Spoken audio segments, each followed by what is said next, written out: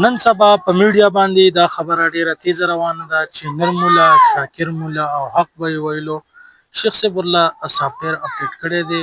راځي چې دا در باندې ویډیو وګورم، بیا به موږ ستا یو څه خبرې کوو او اول دا بیان ځان سره لازمي واورم.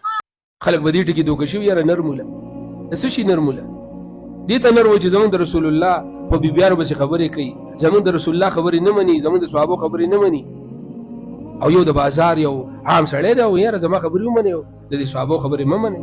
د پیغمبر چې کوم کردار دی ګفتار دی ته ضرورت نشته، هریان دریان نشي او د خلکو همدغه لار خوښه ده او دا درته په ګرنټۍ باندې ویم دا خبره زما نوټ کړئ چې 3 یا 4 یا 15 کاله پس یقیني دا خلک به ورته وایي چې دا قرآن د الله کتاب نه دی، مړه ده هسې ګپ دی. والعیاذ بالله دا خلک به راته وایي. دا نن چې ورته وایي چې یاره حدیث نه منو او دا د ایرانیانو کتابونه دي او موږ صرف قرآن منو، دا به 15 کاله پس وایي چې یاره د قرآن کې خو ډېرې خبرې دي چې هغه د عقل سره برابر نه دي.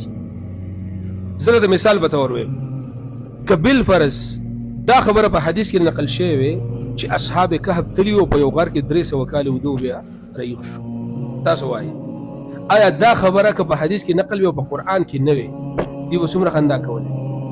سم خیال و چې دې ته وګوره ته دې ډرامې ته وګوره. والعیاذ بالله او دې 300 کاله په غار کې ودرې نه اوبه او نه چای او نه ډوډۍ او نه اکسیجن او نه ډاکټر او 300 کاله دا د دوی حدیث دي او دا د ایرانیانو خبرې دي. دې دله منله هغه خبرې چې د الله رسول کړي دي او هغه موږ ته نسل در نسل پاکو خلکو رښتینو خلکو تقوادارو خلکو موږ ته رانقل کړي دي او را رسېدلي او په کتابونو کې لیکلی شوي دي. هغه کارونه چې رسول الله کړي صحابو لیدلي، لسو صحابو لیدلي، بیا د لسو صحابو شاګردانو د هغوی نه دا خبره اورېدلې او هغه امام بخاري او مسلم ابو داود ته راورسېد او موږ ته یې ولیکل او راغله.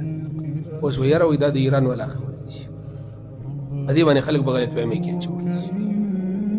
خو دا دومره سادهګان دي چې که دوی ته دا خبره وکړي چې ته زموږ د حدیث دا سند نه مني، ته وایې چې یاره دا څه پته لګي 1400 کاله شوي دي او دا چا ویلي او څنګه ویلي.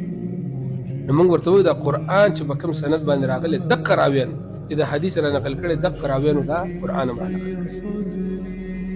ته د کوم ځای نه وایې چې دا د الله رب العالمین کتاب دی؟ دا خبره تا له کوم ځای نه پته ولګي؟ دا خو دقه راویانو دقه خبر را نقل هلته حدیث را نقل کړي او دلته دا قرآن را نقل کړی. نو چې ته دلته دا راویان مني هلته بیا ولې نه مني؟ دلته ته رښتونې ښکاري هلته دروغجن ښکاري. د دې وجې نه وروڼو ګوره یاد ساتئ چې کوم سړی دا وایي چې زه قرآن کریم منم او حدیث نه منم نو دی اصل کې قرآن کریم نه مني، دی قرآن نه مني.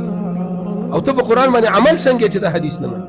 ته قرآن څنګه مني؟ الله فرمایي مونځ وکړئ نو د مانځه اوقات او د مونځ تفصیل او دا رکوع ده او دا سجده ده او دا قومه ده او په قیام کې به دا وي او په سجده کې به دا وي او الله اکبر به وایي دا شی کوم دی معلوم. واقیموا الصلاة قرآن مونځ قایم کړه. باقي تفصیل له کوم ځای نه راغی؟ قد زکات الله فرمایي زکات ورکړئ نو باقي ته د زکات دپاره نصاب بیا د څومره نه به څومره ورکړې دا خبرې تا ته چا وکړې؟ دا د شیخ صاحب ډیر اهم او ډیر قیمتي بیان چې تاسو واورېدلو چې منکرینو حدیث مبارک یې کړو. لازمي خپلو ملګرو سره شیر کړئ او خپل رائے په کمنټس کې ورکړئ، نه چې تاسو پکې کنځلې ولیکئ. السلام علیکم ورحمت الله.